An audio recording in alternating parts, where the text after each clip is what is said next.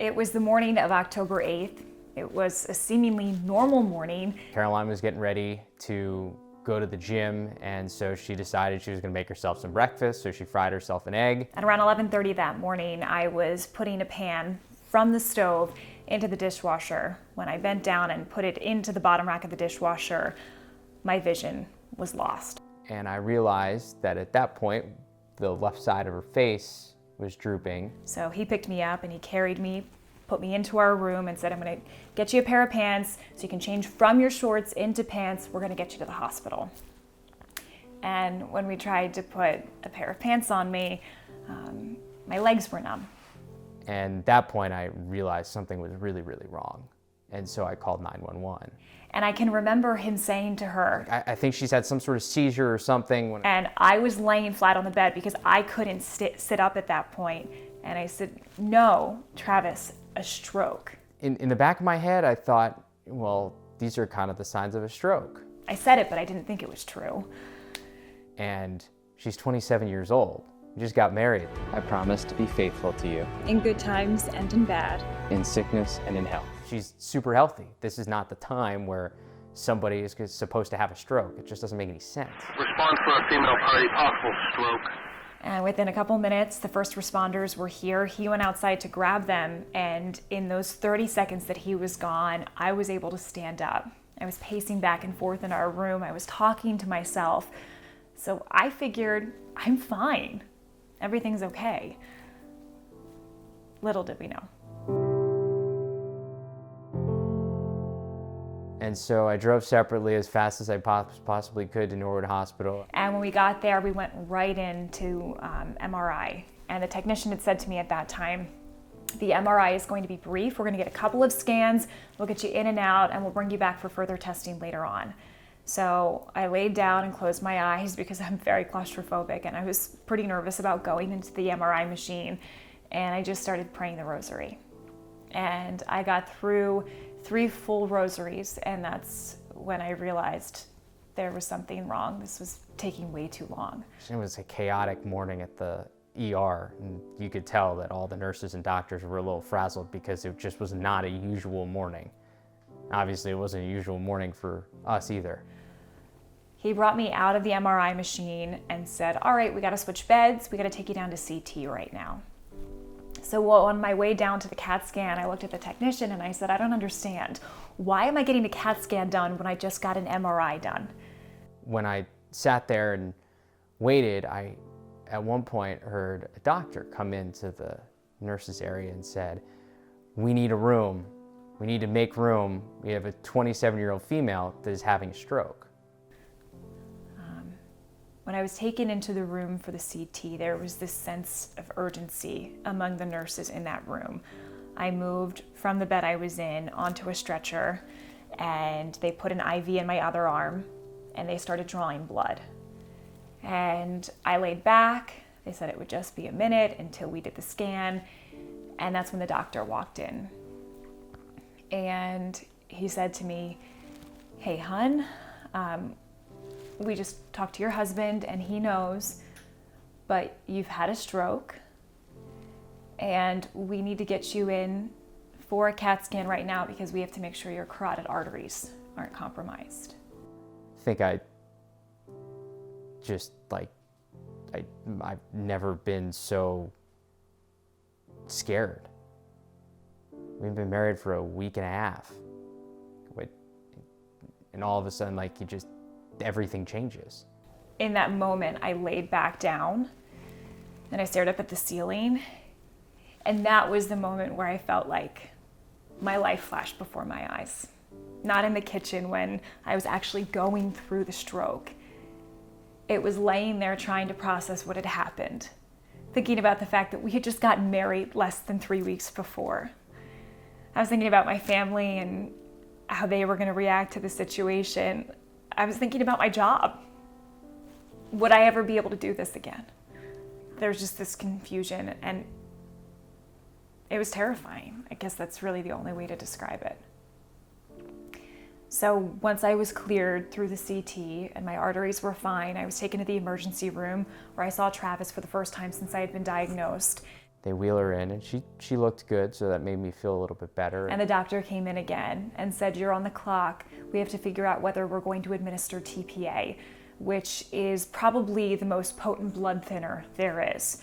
For stroke patients who get to the hospital within a certain window of the onset of symptoms of their stroke, they can be administered this TPA, which can, for some people, be pulsed through their body and reverse any deficits they have from a stroke."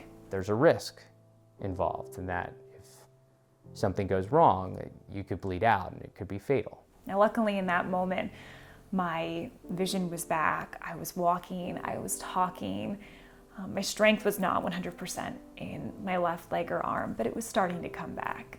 So we turned that down and were immediately sent upstairs for ultrasounds on my legs. We had just come back and come off an 11-hour plane ride, so they thought maybe the travel could have affected the stroke. It wasn't. My legs were fine.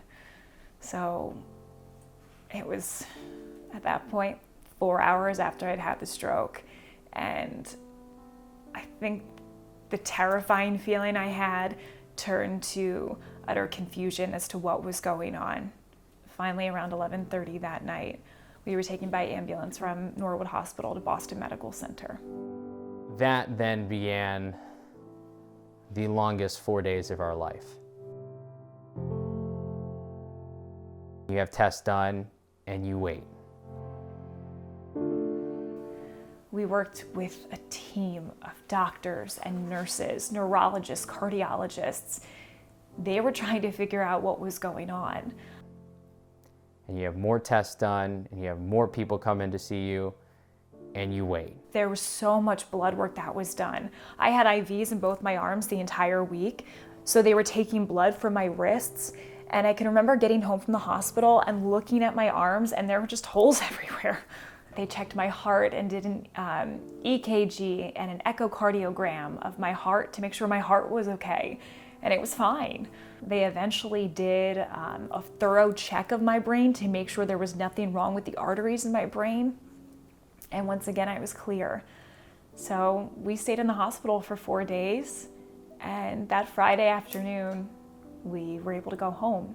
I remember coming home here and being so relieved, but also so scared, because you're back, and at least when you're at the hospital, help is seconds away. There's somebody that can help fix it. When we got discharged, they handed me this piece of paper, and it said, every morning when you wake up, take a baby aspirin. When you have a headache, take Tylenol instead of ibuprofen. And if you have any of the following issues, you need to call the nurse's station. They don't give you a piece of paper to tell you what happens when you emotionally hurt during that time. No one warned me that when I walked through my apartment door and I was smiling because I was so happy to be home, that I would also relive the moment that I was taken out on a stretcher. There's not a piece of paper that tells you it's okay to fall asleep every night. You don't have to be afraid that you're not going to wake up the next morning. Because I would lay in bed and I would be exhausted because my brain hurt so bad. And I wouldn't want to fall asleep because I was afraid that Travis was going to wake up in the morning and I was going to be dead. There's this fear that no one can prepare you for. Because the way that I look at it, I'm 27 years old and I had a stroke. What else can happen? For a while, and still even to this day, I think that way.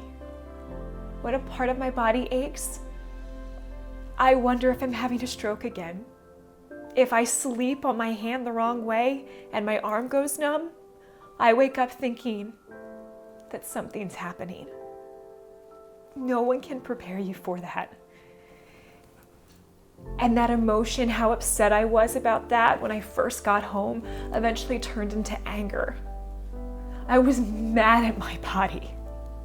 I'm 27 years old. It's jarring that I've had a stroke because I'm so young, but for me, it wasn't my age, it was my health. I had no prior medical conditions. I had a perfect medical history. I work out every day. I joke with people, but my favorite food group is romaine lettuce. I have low blood pressure. I don't smoke. I've never smoked. I got so mad at my body to the point where I would look in the mirror in the weeks following the stroke, and I didn't like looking at that person anymore because I felt like I had done everything for my body for so long and it gave up on me. And it took someone finally saying to me, "Your body gave up on you, Caroline, but your body came back." And I think that's what I've had to learn through this process. I think the hardest thing for me was when you marry somebody, you promise to protect them, be there for them, and do everything you possibly can to keep them safe. I couldn't do that. Doctors tell me to this day, if I was not in the shape I was in when I had the stroke, I wouldn't have bounced back the way that I did. I was back in the gym within 3 weeks. I was back at work within 6 weeks. I was itching to get back to work because I needed a purpose. When I got home, my purpose was I had to get better. I had to recover. I needed something more than that. I'm not the kind of person who sits around. So getting back to work was so big. I don't think people realized it. I just wanted to be there again. And as excited as I was to get back, I was so nervous. It was 5:29 the day that I went back on air the first time. And I was standing outside of the studio and I was so happy. And I remember my hands were just shaking because I was so worried that people were gonna watch TV and look at me as, "That's the girl who had the stroke." I don't want to be defined by this. I want to be me. You don't realize how strong you are until you're tested, and you really have to be. This whole situation has brought an incredible amount of perspective to me, and I know it has brought a lot of perspective to us together as a couple. I think we both consider ourselves really lucky. Just a couple days after we were home from the hospital, my mom and I went to grab a bite to eat, and we were sitting at dinner, and she said to me, "I just can't believe you're okay. You had a stroke less than a week ago, and you're here, and you're fine, and most importantly, you're you." And I said, "Yeah, I know, Mom. It feels like it's a miracle." And she said to me, "Caroline, I think angels kissed your face that day."